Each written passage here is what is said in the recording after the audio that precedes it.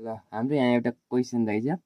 the relation mu is equals to a plus b by lambda square where mu is refractive index and lambda is wavelength then the dimension of v is same as speed volume distance and area यसको लागि हामीले यसलाई solve गरौँ यसलाई solve गर्नको लागि फिजिक्समा केही कुरा पनि जोड्नको लागि अथवा म्याथमा पनि होस् म्याथ अथवा फिजिक्समा केही कुरा जोड्नको लागि हामीले कसरी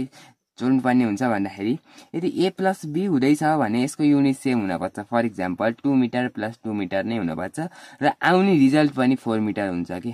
आउने रिजल्ट पनि 4 मिटर हुन्छ यसले भन्न खोजेको के भन्दाखेरि हाम्रो म्यू को dimensional formula is equals to a को dimensional formula is equals to b by lambda square को डाइमेन्सनल फर्मुला हुन्छ अनि हाम्रो यो रिफ्र्याक्टिभ इन्डेक्स म्यू भनेको के हो भन्दाखेरि speed of light in vacuum upon speed of light in other any medium हो भन्न खोजेको यसको डाइमेन्सन लेस क्वान्टिटी हो त्यही भएर हामीले यसलाई m0 l0 t0 अथवा सिम्पली 1 पनि लेख्न सकिन्छ मैले फर्स्ट र लास्ट रेसियो लेख्छु किन भन्दा हामीले b को डाइमेन्सनल फर्मुला चाहिएको छ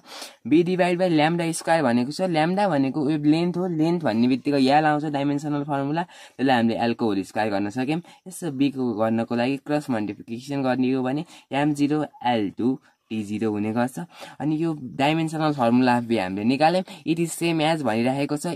स्पिडको डाइमेन्सनल फर्मुला हाम्रो मिटर पर सेकेन्ड हुन्छ खासमा यो m0 l2 t0 भन्दै गर्दै l2 मात्रै हुने हो भोल्युमको l क्यूब हुने भयो डिस्टेन्सको l मात्रै हुने भयो र एरियाको चाहिँ l स्क्वायर हुने भयो त्यही भएर dimension formula v is same as